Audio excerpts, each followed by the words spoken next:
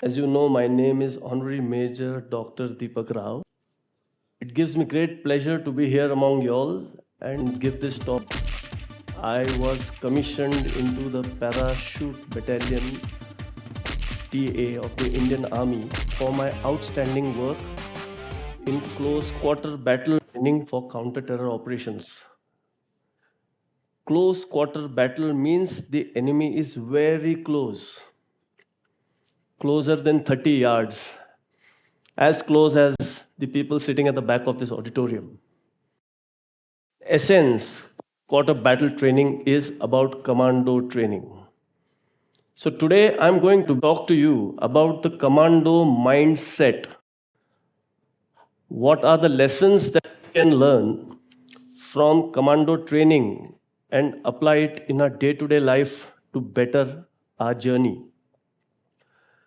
Now let me tell you about the parachute battalion. What is the para regiment? The para regiment or the special forces of the Indian Army. One has to qualify strict SSB criteria in order to get into the Indian Army.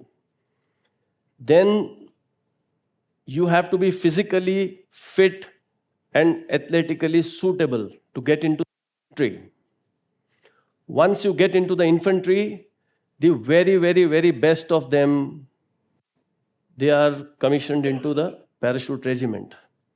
So the parachute regiment or the special forces or the commando forces of the Indian Army are the very special forces of India. Now, let me tell you what is it that makes a commando mindset and how this can be used. Going back to history, let me tell you about two beautiful stories. I'll tell you the story of David Sterling. David Sterling, 1942, was a lieutenant in the British Army stationed at Cairo. He had an idea, a unique idea. He said, why not attack the enemy by parachuting down from an aircraft instead of traveling, on foot, in armored cars, in all other kinds of vehicles to reach the enemy. And simply parachute down into enemy territory, create havoc by blowing up their ammo dumps, and then come back, if at all. This was his great idea, 1942, World War II. So what did he do? He knew that if he goes via the regular channels, this idea is never going to be implemented. So he went, and at that time he was on crutches because he had a minor accident. He went on crutches, he jumped over the wall and stormed it by illegally into the army commander's office, General Ritchie. General Ritchie heard him and he said, this man is not a madman. There is some sense in what he says.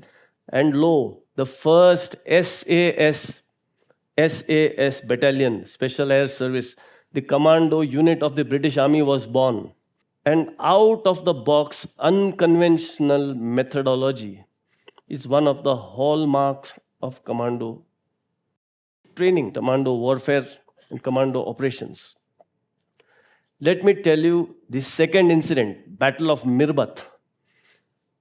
Now, in Mirbat, Oman, there were Yemenis guerrillas, who were causing a lot of havoc. So there were a 9-member SAS team. In fact, there was a whole SAS battalion stationed there, British Army helping out, Omanis. And they had left, and only 9 of them were stationed at Mirbat, and they were about to leave when 400 rebels or guerrillas attacked them. 300 to 400. Now 400 versus 9. But these 9 commandos, the way they have demonstrated their ability to fight, you see, they first understood that they were in a soup. Just a few, a short distance away, there was a fort. And that fort had a artillery gun, a big gun like a cannon, 25-pounder. So Captain Mike Kelly ran all the way till the, you see, till the cannon, and he started firing artillery shells onto the enemy. When he couldn't perform his duty, Sekona, there was another trooper called Sekona, he went there and he started, you see, holding the enemy back, 400, holding back with artillery cannon shells. Sekona got wounded in his stomach and he couldn't move. Yet he continued till finally the third man came, and one by one they held the enemy at bay from 6:30 in the morning to 12:30 in the afternoon. And following that, reinforcements came. So Commando is optimum performance, force multiplication, multiplication of force, small number of team performing the job of a large membered. So this is the story of Battle of Mirbat. Now we go over to what is meant by a commando operation. A commando operation is about average performance in record time with minimum resources and minimum complications. Understand that. Record time. Now, what is it about commando ideology? Commando ideology is, if it can be done, it will be done. If it cannot be done, it will still be done.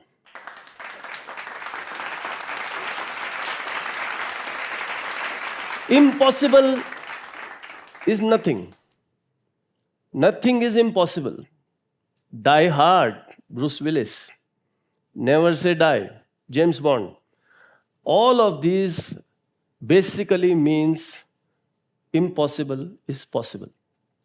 This is commando ideology, which we must carry into our lives. We must believe that nothing is beyond reach. Now, let us see what are the unique traits of the commando mindset. Let us see how the commandos stage their operation. So the first stage of the operation is training. So a commando trains hard to be very good in tools of his trade, very good in shooting. He will never waste his ammo.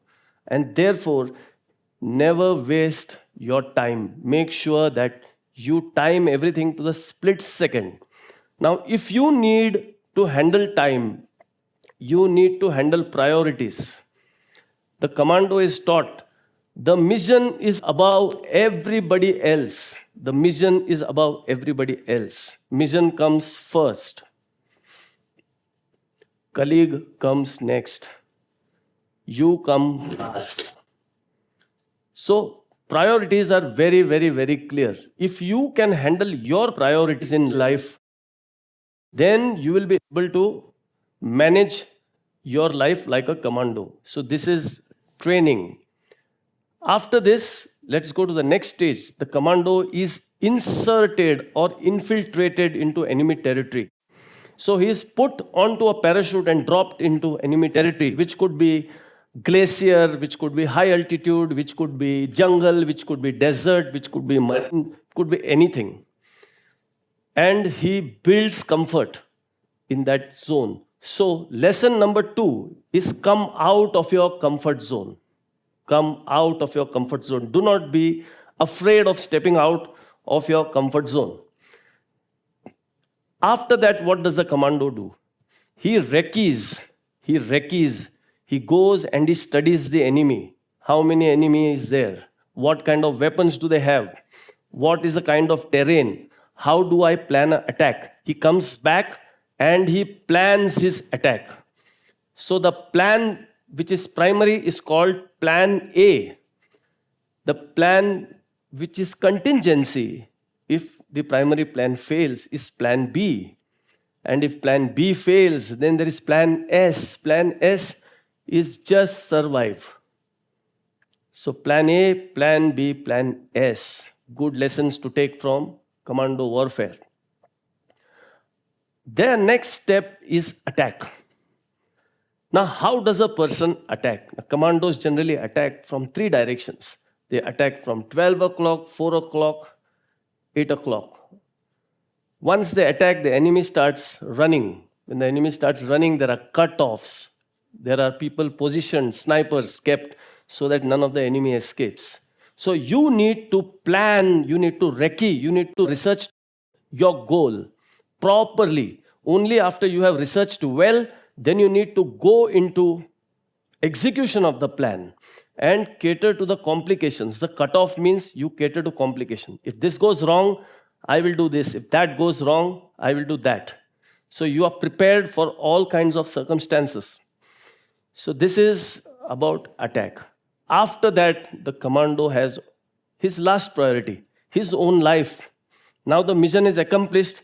Nobody really gives a damn now whether he comes back or not. He has to do it for himself. So evade and escape. He is not going to be lifted back. He has to be, go on foot. He may have to traverse 8 kilometers, 20 kilometers, 40 kilometers. We don't know. And the enemy is hunting, shooting him down. So evade, escape, survive. At any cost, you have to survive. If your plan goes boom, it goes, it fails. You have to learn to survive at all costs and not lose your reserve, not lose your, sense of coolness, and stay calm, use your head and get through the crisis. It's very, very, very important. After that, the final lesson is the lesson of debrief. So how does one debrief? He learns lessons. Let me tell you the story of, you may have seen the movie Black Hawk Down. Now, Black Hawk Down, you see American Special Forces Rangers, supposedly the best in the world, went to assassinate a drug lord. And what happened is they went on choppers called Black Hawks, and the choppers were shot down. And the choppers landed down and they were surrounded by 1,200 rebels. And now instead of executing a mission, they were surviving. So it was one of the greatest flops of all time. But as a primary goal, they failed. But as a survival, mission, it was extraordinary. So lessons are to be learned from every failure. Do not let a failure deter you. You have to learn your lessons from every failure. That's very, very important. Finally, the most important thing about the commando ideology or the commando mindset is, if you take our para battalion, their slogan is Balidan. Balidan is sacrifice. Supreme sacrifice. What people do not understand is that it is our job to ensure that the enemy lays down his life for his country and not lay down our lives. So Balidan is about ensuring that your enemy gives Balidan for his soil. And that is the greatest of all quality, Josh. The Josh that you must have, that if it can be done, it will be done. If it cannot be done, it will still be done. And that is the essence of the commando mindset. Thank you. Jai Hind.